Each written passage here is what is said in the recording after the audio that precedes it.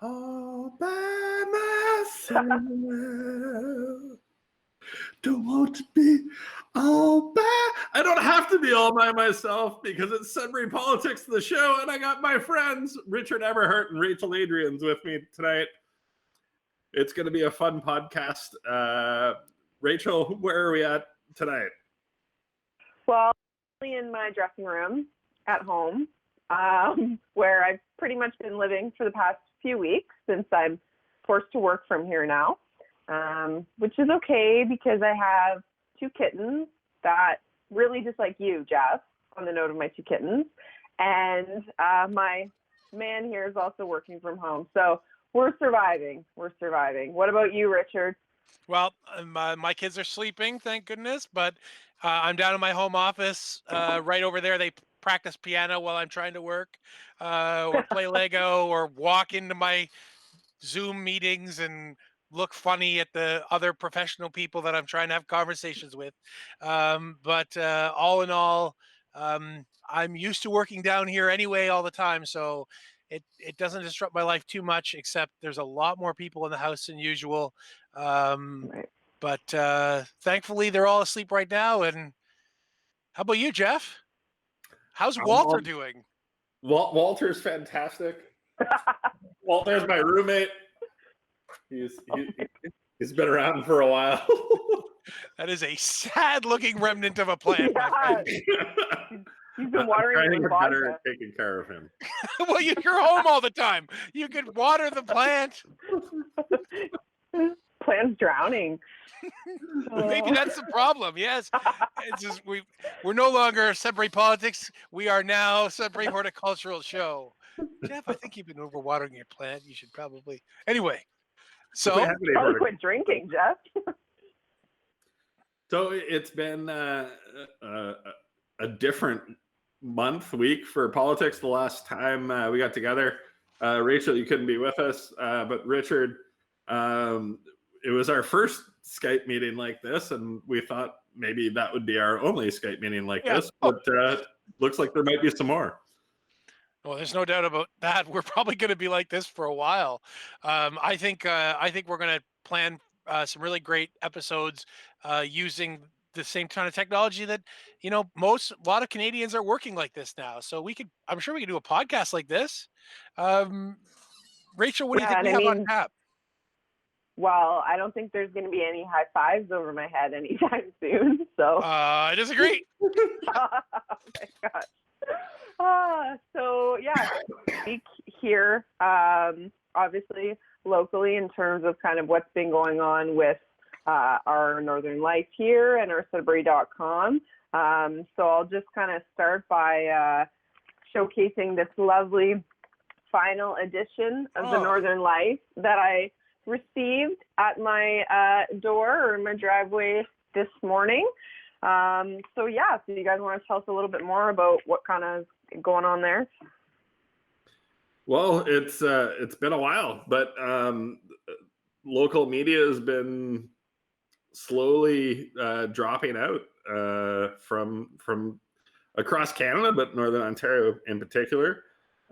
Sudbury.com will continue reporting, but we did lose Darren McDonald, and that's another hit to local reporting and fact-based journalism in our community, and it makes it tough, and it's one of the reasons why we're doing this show. Yeah, I've had some experience too with dealing with Village Media. They are based out of the Sioux. They also run the North Bay and Timmins online papers, and they're notorious, in my experience with them, in the Sioux, for printing anything that anyone sends them. They'll take whatever title you gave it, they'll take that title off and give some cutesy, stupid title on top of it to try to drive clicks, I suppose, and then print the rest word for word. So I kind of like Sudbury.com's kind of gotten into that a little bit lately, but I still think that they at least are a little bit selective about what they put on their site. Village Media has a very bad reputation in my mind for putting anything on the site. And I, for one, am really sad to be losing Darren McDonald because he's one of a very Hmm. small number of experienced and highly credible political journalists in this city. We just don't have enough to keep attention to what's going on. Yeah. I don't think it's just a Village Media problem, though. You send out a press release these days, and they pretty much get printed. Yeah. Um, so, there's not a lot of questioning or reporting happening on those press releases. Yeah, or perhaps the reporting that is happening, if they're not doing it kind of verbatim off that press release, is a little skewed or biased in one, direction or another, or political leaning or another. So I think that's another thing that we were grateful to have in Darren, anyways. But when there's a story, a real story, like most press releases are not really stories that need to be followed No, up on. right, When there's a story that needs to be followed up on, your journalists need to have context. They need to know what's going on. They need to know who the players are. I mean, any journalist who wants to work hard enough at it can learn all those things. But I don't think they have the time now. If we're going to lose Darren McDonald as an example, is Darren McDonald's position going to be replaced by a bright young journalist that's going to come in and take that position and learn all the names and spend hours and hours and hours in the council chamber? I don't right. know. Yeah, and I don't even think it's a matter of do the journalists want to or are they capable of it. I think it's the timeline of getting stories out now. The Yeah, expectation of the news isn't that a reporter goes to council, finds out what's happening, asks a couple experts some opinions on it, gets back to the counselors for questions based on the information they were able to gather, and then writes a story 3 days later. It's how quickly can I get this story up from the time I was at the council meeting to the time I get the thing emailed back to the editor. And when you put those timelines on it, it really cuts out that ability for people to research, to have deeper understanding of the issues, to go to secondary sources. All of those types of things just don't exist anymore. And I think that's why we're going to host a panel in the weeks Yeah. to come. We'll use this online conferencing to gather a media panel together for Sudbury, maybe a Northern Ontario type panel, and explore this a little bit more. hmm Another plan we have coming up is to talk about universal basic income. I mean, on back to the sort of COVID thing. I mean, universal basic income's been around since long before we were all locked in our basements on Zoom Yeah. chats, but it certainly jumped to the forefront of the conversation about how best to respond to stabilize the economy, given what's happening and so many people being laid off and so many businesses closed down. I don't think we want to get into it too much there, but Jeff, do you want to talk a little bit about that before we bounce it on? Yeah, I got turned on to the idea of UBI probably late 90s from Hugh Siegel, a conservative. I think he was a member at the time, but he was a senator after. And, the more automation came in, that's where I really saw the drive for UBI. But now that you see a crisis like this, you're seeing one of the big benefits of, well, if we had a UBI, we wouldn't be talking about layoffs as much as we'd be talking about, well, can you reduce some hours or can you do things, because businesses would have that backup of knowing we're in a crisis. I don't want to lose these people. I'm going to give them as many hours as I can. And if they can't earn everything that they used to, they'd still have the backup of the UBI to be able to pay their basic bills. And I think, we're going to try and get some experts in and get a little bit more information on this probably in the next couple of weeks and have an episode dedicated to UBI. I think that'd be great because it's certainly been a topic that I've been interested in, and I know that it's sort of bounced around left-wing political hmm ideology, but as you mentioned, it's not necessarily a left-wing political machination. It's come from conservatives as well. So I'm looking forward to talking about it. Um, but all stuck in our home offices right now. Um, to some more or less extent, we're allowed to go out and do things. Mhm. Our rights are sort of put upon right now. Yeah. Yeah. Yeah. Well, you know, you're seeing massive change happen very fast, and the rights of somebody's life and liberty are getting pushed up against um, the rights of people's freedom of movement. And I think there's hard decisions that are being made, but at the same time, things that need to be followed. Going back to the journalism piece, you know, are those questions being asked right now?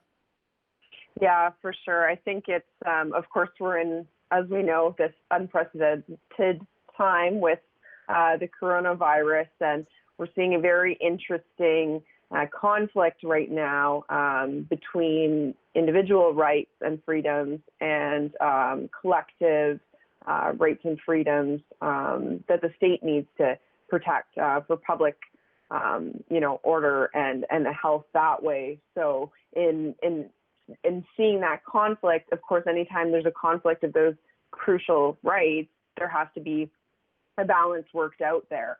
And, with the way things are progressing, of course, this week we saw the federal government coming in, taking action, really, the first to me that was really kind of eye-opening when I saw the passage of the Quarantine Act in terms of forcing the mandatory self-isolation for travelers for 10 days once they're returning to Canada. And of course, we've been hearing about that throughout the last week, and the government was saying, as a voluntary measure, we're asking you when you come back to Canada, go home, self-isolate.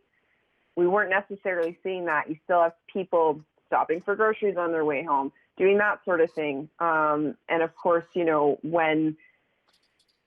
when those voluntary measures aren't being accepted by citizens, unfortunately, and I think this is what our Minister of Health, Patty Hadji, was saying, but the government's kind of obligated to an extent to go in and put in place these more stringent measures. And in doing so, of course, that limits potentially individual rights and freedoms. So Yeah, and there's really two ways that governments can do this, right? I mean, they can tell or they can ask, and I think that the right, Canadian government used an asking approach for a while. And right, I've been very, very attentive to this because I had family out of the country until last Wednesday. right. That the government asked for a while, and then they asked a little bit harder, and they asked a little bit more. And as a former classroom teacher, I've been there. You ask, and then you started seeing media stories saying like prime minister seemed frustrated by, or Premier Doug Yeah. Ford seemed like he was at the end of his rope with people that aren't paying attention. So eventually, you ask enough that I guess all the people that are willing to do it without being told are already doing it, and the only people left are the people that aren't going to do it what you ask until you put consequences to it, pass a law, use the Quarantine Act, whatever. And I think that's at the Mhm. phase that we're at now. Yeah, Yeah. Oh, go ahead. yeah. It's actually been kind of funny in the last couple days because you've got like the two different dads going on right now. You've got Yeah, the disappointed dad of Justin Trudeau, and you got the angry dad of Doug Ford, who was like yelling at Pusateri's today for yeah. price gouging on Lysol wipes. But I think in a country like Canada, if you don't lead in with asking first and giving people the opportunity and getting that social license to be able to say, okay, no, we gotta shut you down, we gotta enact these laws now because we've tried and tried and tried, and look, these 1,000 idiots that are playing in a park in Vancouver just won't listen. Now we got to take stronger means. We don't want to do this. We don't want to do this. Don't make us do this. And I think they're at the point where it's sorry, we got to do this. My worry about that approach is that it's leaving, like, we all know that there needs to be stronger action and that people need to stop ignoring it. And businesses that are allowed to be open, and in Ontario, there's a fairly long list of businesses that have been deemed essential. Um, they're sort of being left to interpret what the rights should be, what rights are allowed to be infringed, and which ones are not allowed to be infringed on their own. And I think that can be a bit troubling. Um, if you're more definitive, it's very clear what the rights are and what the rights aren't, what has been curtailed and what hasn't been, where the rights, as you were saying before, conflict with one another. Mhm. Right. Um, and I think that can be difficult. Yeah, no, I agree. And I think, kind of building on to that when it comes to the balancing again of right, people think sometimes that their rights and freedoms are absolute and that there will never be any limitations placed on them. And of course, that's not necessarily the case if it can be justified. So, when I think of this, I go back to the charter and I think about how the government can use their reasonable limits clause to limit individual rights and freedoms if it's for the betterment of society. But the key there is that it has to be reasonable and it has to be justified. And I think, and I'm obviously that's a different context. I'm not saying that applies to your example per se about individual, local businesses and things like that. But I think when these businesses are looking at, this unprecedented time and what measures they can put in place on their end, that they should be looking at it through this scope of reasonableness and what's justified. And of course, when the governments use the charter and invoke limitations on those rights, they have to look at whether it's rational, whether they've explored all the other options, and then kind of monitor it ongoing to see whether or not that's justified. And of course, we're seeing lots of different examples of that right now. But Yeah. It can't be up. Oh, go ahead, Jeff.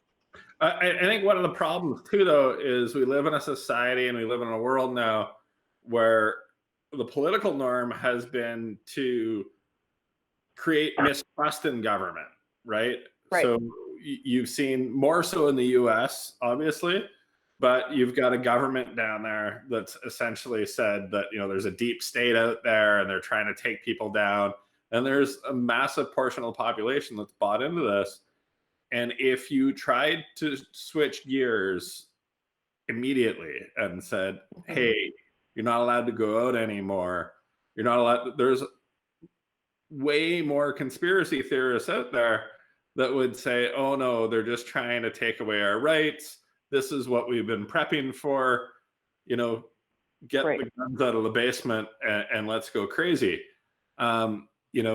People needed to see that this thing was real. And I think that's the unfortunate reality of the way politics have been played for the last 10 years. Yeah, and I'm not actually criticizing the ramp up that's happened. I agree with you, Jeff. I mean, first of all, we've got enforceability problems when it comes to trying to shut everyone in the house, right? It's just Mhm. you'd need to have every police officer and every armed forces member out on the streets in order to stop that from happening. And it's a big country. Um, but um, I'm also concerned with rights being left in the hands of private individuals and private businesses to be interpreted for themselves, right? I mean, if you're curtailing everybody's rights, you're Mhm. doing it the way you're talked about, Rachel, where Right, where the rights are being curtailed with reason. right, That a lot of this is based on science, and like I've got to be in my bonnet, and it's a little one, but you know what? Different stores are handling this in different ways, and stores are some of the only public facing businesses that are still available to us. And the ability to interpret what's okay, who can come into your store. Well, normally, who can come into your store and all that stuff, that's governed by a human rights code that is incontrovertible and you can't get around it. And now it seems to be thrown to the wind. And there's all kinds of different interpretations that are being made out there. One of the local businesses in Lively that I happen to like very much had a sign in the window that said no children. Well, I have a problem with that because children are protected. Age is a protected uh, class in the Constitution. So you're saying no children, no children. First of all, I don't even know what that means. Is a 16-year-old a child who's going in to buy new headphones for his Walkman? I don't know. Um, Do people the use Walkmans No, anymore? I meant iPhone. Sorry. Just kidding. I used to have a Walkman when I was 16, and I would go to the Home Hardware and buy new headphones for it. And I And you had to remembered that crank it with a time. hand because we Just didn't have electricity. yeah. My point being, Yeah. that action right there, you can pull out children and you can put in any other protected class, and it's just as Right. wrong, in my opinion. And Yeah. we can't leave it up to the private sector or private individuals to be interpreting rights. That's got to be the government. So No, I feel. Oh, go ahead, Jeff. I think the problem with that is you've got these businesses that are doing their best to modify the way they do business in a very short amount of time. And I don't think these are rules that you're going to see exist for 20 years. I think these are things that are in the middle of a crisis, businesses trying to figure out how can we continue to sell people the things that they need in this crisis while at the same time doing it in the safest possible way. And by limiting the amount of people that come into your store, that's one of the things that the government's telling you is something that you need to do. If you have kids in the store, I can see a retailer having those concerns about, are those kids going to be under the control of their parents? Are they going to be next to the parents? Are they going to be social distancing? They're going to be doing everything that they're supposed to be doing. And for me to make sure that my clientele's safe, the rules I need to put in place. Yeah, and I don't want to go too far down the road on this. I mean, I think my point is just they might think that's justified, Mhm. and maybe that's justified. But no public health official has said ban children from your store. And no government official has said ban children from your store. Right?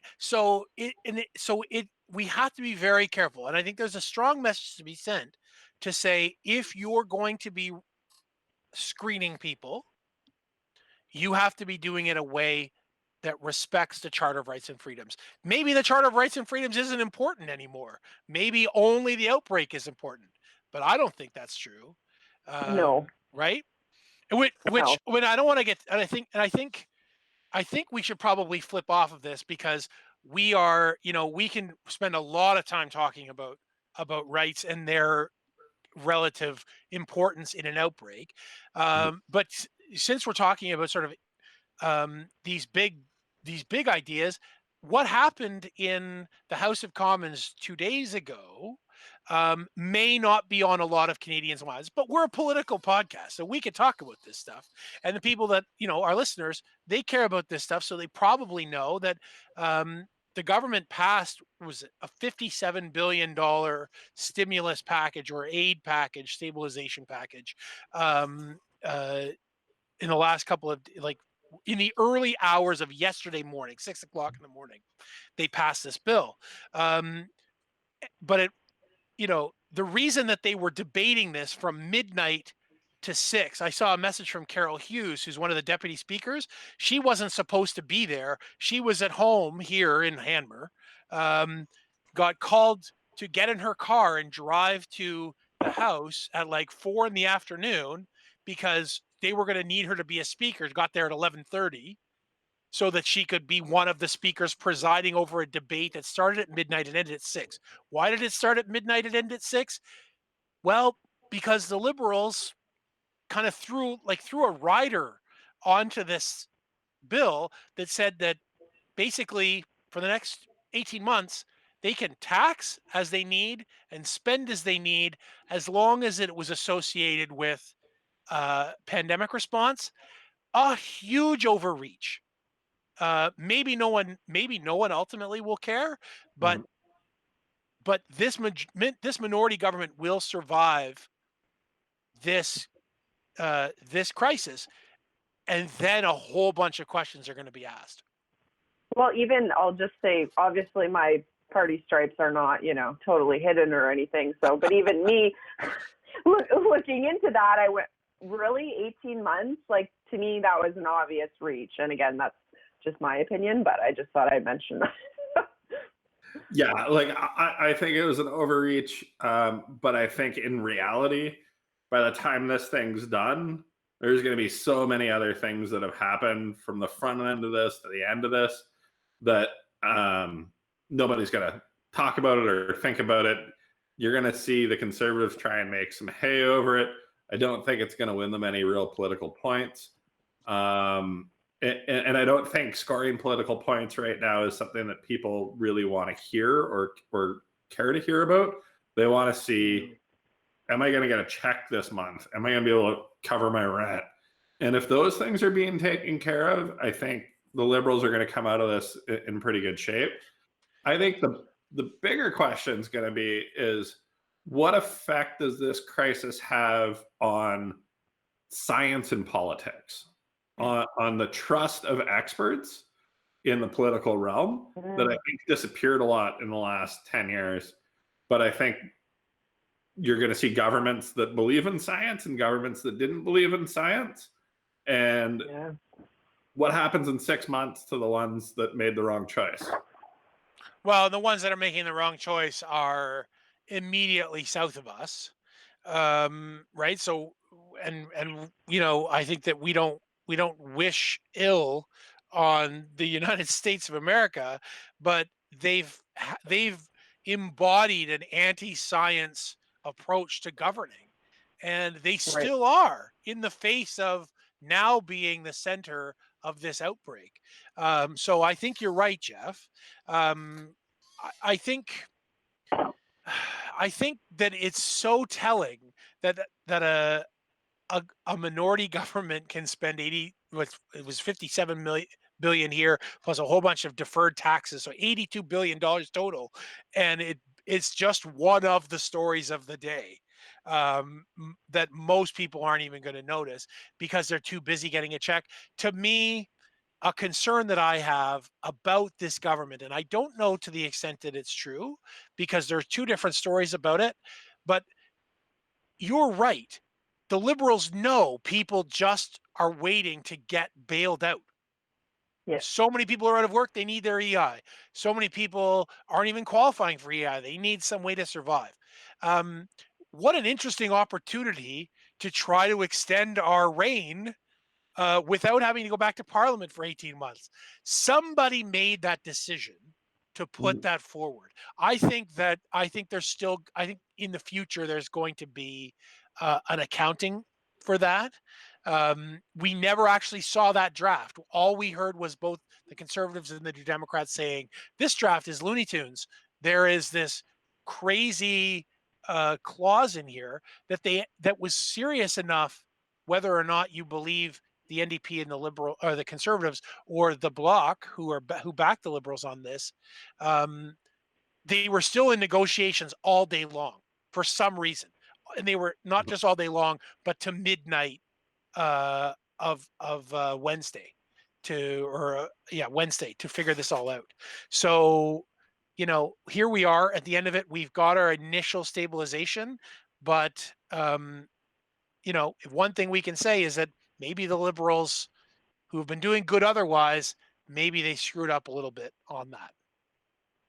So what do you think the role is for the opposition in this, in terms of, I think you had mentioned, in terms of maybe putting opposition leaders in cabinet so that it can have more of a unified approach. I know, of course, the country, I think, as you said, we know that Canadians don't really care for a pissing political match right now, and probably unity is what they'd like to see. So any thoughts on that?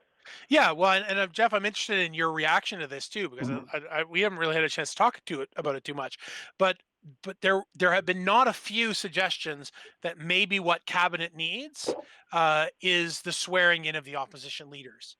so that they are sitting alongside the prime minister and the other cabinet in this time of extraordinary social and political and economic upheaval. Like, what a good thing to have when you're in a minority situation and the government doesn't have complete carte blanche to do whatever they want, to have the opposition there in what you would call a unity government.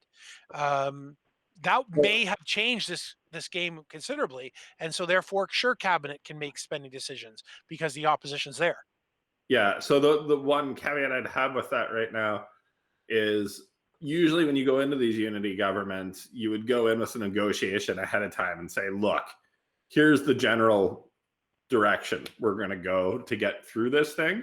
Can everybody get on board with that? If you're all going to get on board, let's get together, let's work together.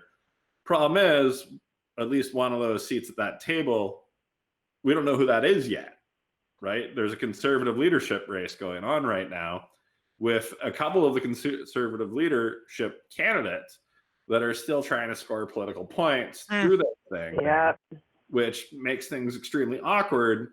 So I think, once you got through that race, maybe you could look at that. Or if the conservatives said, look, we're going to put the race off until we get through this crisis, then maybe you'd see that opportunity. Yeah. But you're negotiating with an empty seat right now.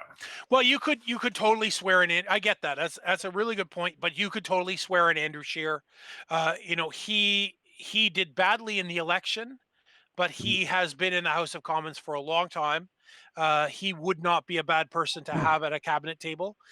He does represent the Conservatives in the House, and he could separate the party from what is being a badly run leadership race right now as well. The other question would be, would the Greens be at the table? My guess is they probably wouldn't be at the table. They're not an official party.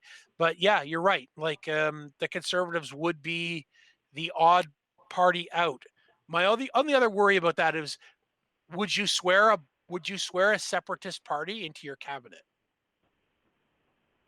That's a tough call And as well. I don't mean the Conservatives, by the way. Yeah, Not yet, you anyway. put in Jason Kenney, but another tough piece, right? Do you bring in to a unity government, and is this a story where I don't know how much Quebec wants to separate right now? Or how popular separation would be in Quebec right now. You really No. want to be on your own in a time of crisis? Probably not. Yeah. Yeah, I never thought I'd see the day where I was more impressed with Scheer's response to this as a leader than the other PC candidates. Further to Jeff's point about the race, but at least Scheer said, this is a nonpartisan right now, as much as, let's try and all work together. And then I saw the tweet from Pierre Poilievre, or sorry if I pronounced that wrong, but I was really not impressed with him. The Livers are trying to pull power, and I get that. And you can whatever, but I just didn't think that that's what you should be portraying as yourself as a potential leader right now in this time of crisis. Well, and then you have guys like Scott Reed from Carleton Place, who, decided to drive himself into the House of Commons, even though only 35 MPs were agreed upon to attend. And he's like, no, I'm going to go there. I'm going to make sure this gets defeated because I'm more important than the entire country. And that was also, if all the problems were in the Conservative Party wanted to crop up on one day, it was pretty much last Wednesday. But I think we should probably talk about the Conservative leadership race a little bit more the next time we get together. My guess is that the leadership race will be postponed, despite what Peter MacKay wants, because I think that it will look so bad on them to try to push this forward. Unless they are going to have a celebratory press conference with Peter MacKay by himself in a room in June. It won't be very much fun choosing a leader with no one there. No, I don't see it happening. But the Conservative Party is not making any inkling that they're going to switch. You have to wonder how much the internal party really dislikes Scheer that they want him out so bad that they're willing to foreseeably let this thing go. I think today or tomorrow is the last day for candidates to be certified, and they're going into that process. So, it seems like they're going to keep moving forward. Yeah, I want to. Yeah. I think we should get. I think we should put this off for 2 weeks. But I do want to say, like my home riding when I grew up was a Hastings Frontenac Lennox and Addington. For some reason, one of the conservative leadership candidates is a first time MP from there, a guy named Derek Salone. He's the new answer to the social conservatives. So happy to talk about him and talk about that a little bit because he's my parents' MP right now, and they are not happy about that at all. And how he ends up being one of the 4 certified candidates, I don't know. But You know what I'd like to maybe hear, for next time. Go ahead. And you know what I'd like to hear a little bit more about is what McIntyre for mayor would think about his response to this crisis. Or not. Well, just briefly on municipal, we haven't heard a pile. Right. There's been a couple press conferences, basically the ones that had to happen. And we haven't heard regularly from our medical officer of health. We haven't heard regularly from our mayor. It's been pretty quiet. Time to shine, Jeffrey. Yeah. Time to get out there, Jeff. But it's not campaigning. Put a sign in your window. Kill you. Daniel will kill you if you start now. So just. Well, listen, right, I think it's time for a letter from the podcast. We've decided to, in the spirit of unity, to have a unified letter this week and not 3 different ones. So, Rachel, why don't you start us off? Yeah, so I think on behalf of our Little Sudbury Politics podcast here, we want to say thank you to all the frontline workers who are completely busting their butts and putting themselves out there to take care of us, whether that be the nurses, transit workers, grocery store, retail, etc. But we really appreciate it. And the second half of our letter is, hey, asshats, we make toilet paper in this country. They're going to keep making toilet paper in this country and stop hoarding the crap and making life difficult on people and making people rush out to the grocery store for no needs. If we all work together and if we all do our part and behave like normal humans, we're going to get through this thing.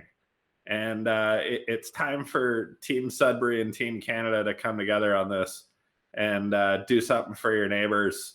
And it's been amazing to see how many Sudburyans across our city have pulled together to help people out, even though we've had a few people making it difficult. And that's all for it. Yep. Stay home. Stay home. Don't make us lose any more rights. And drink beer. Or emergency wine in a box. Or tequila. Yeah. Or all of those at once. So from the 3 of us, thank you for tuning in. We're going to try to get together again in a couple of weeks' time and talk universal basic income. Till then, good night. Peace. Bonsoir.